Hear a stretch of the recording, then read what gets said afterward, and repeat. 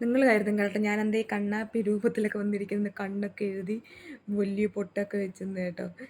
പൊട്ട് വെച്ചിരിക്കുന്നതെന്ന് പറഞ്ഞാൽ ഇത് ഞാൻ പഴനി പോയപ്പോൾ ഏതോ ഒരു അമ്പലത്തിൽ നിന്ന് പ്രസാദം കിട്ടിയതാണ് കേട്ടോ.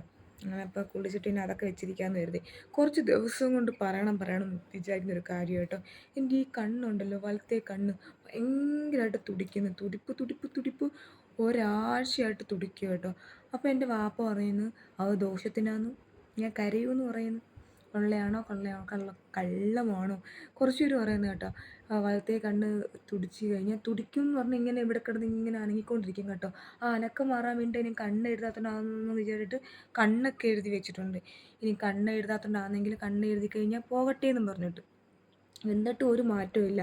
ഞാനിങ്ങനെ വെച്ചുകൊണ്ടിരിക്കും കേട്ടോ കുറേ നേരം കണ്ണ്. ഇനി വല്ല ഞരമ്പിൻ്റെയോ അല്ലെങ്കിൽ വല്ല വിറ്റാമിൻ കുറവിൻ്റെയോ അങ്ങനെ എന്തെങ്കിലും ആണോ എന്ന് ചോദിച്ചാൽ ചിലപ്പോൾ അതായിരിക്കാം. പക്ഷെ എൻ്റെ വാപ്പ പറയുന്നത് അത് ദോഷത്തിനായെന്ന് പറയുന്നു.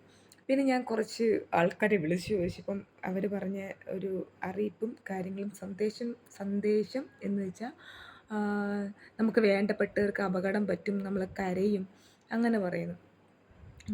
പിന്നെ കുറച്ച് പേര് പറഞ്ഞ് എൻ്റെ ഇണയെ കാണാനാണെന്ന്. അങ്ങനാണോ ഗൈസ്? ഇണയെ കാണാനാണോ ഈ കണ്ണ് തുടിക്കുന്നത്?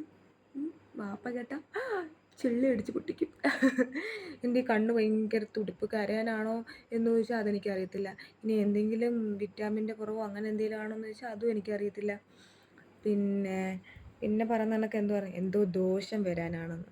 കുറച്ച് ദിവസം കൊണ്ട് ഇനി ദോഷത്തിൻ്റെ ആയിരിക്കുമോ, അല്ലെങ്കിൽ പിന്നെ എന്തുവാ ഇതുവരെ ഇല്ലാത്ത തുടിപ്പ് കുറച്ച് ദിവസമായിട്ട് കരയാനായിരിക്കും എൻ്റെ ഈശ്വര. പിന്നെ ഉണ്ട് നമ്മുടെ വീടിൻ്റെ അടുത്ത് ഈ കിളിയുണ്ട്, മൂങ്ങ കരഞ്ഞു കഴിഞ്ഞാൽ പറയും വഴക്കിനാന്ന് പറയും. പിന്നെ ചില കിളികൾ കരഞ്ഞാൽ പറയും മരണം പറയാനാന്ന് പറയും. അതെവിടെയെങ്കിലും മരണം കേൾക്കാനെന്ന് പറയും. ചെവി ഊതി അടച്ചാൽ പറയും മരണവാർത്ത കേൾക്കാനെന്ന് പറയും. നമ്മൾ നടന്നു പോകുമ്പോൾ നമുക്ക് കാലിങ്ങനെ ചൊറിച്ചിലാണെന്നുണ്ടെങ്കിൽ പറയും അപ്പിയിൽ ചവിട്ടാനാന്ന് പറയും. അങ്ങനെ എന്തെങ്കിലും ഐതിഹ്യം ഉണ്ടോ എൻ്റെ കണ്ണ് തുടിക്കുന്നതിന്? ഈശ്വര, എന്ത് ഇണയെ കാണാനായാലും അങ്ങനെ എന്ത് വന്നാലും കുഴപ്പമില്ല, ഞാൻ സഹിക്കും. പക്ഷെ അപകടം അത് ഞാൻ സഹിക്കത്തില്ല. കരയില്ലേ കരയുന്ന കാര്യം എനിക്ക് ചിന്തിക്കാൻ വയ്യ. കരഞ്ഞു കഴിഞ്ഞാൽ പിന്നെ ആഫ്റ്റർ തലവേദനയും ഛർദിലും മോന്ത കനത്തിരിക്കും. ഈ കുന്നം പൂച്ചയുടെ കണക്കാവും മോന്തയൊക്കെ ഒരുമാതിരി കനത്ത്.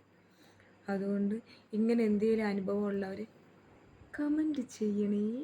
ടിറ്റ ബൈ ബൈ, സീ യു.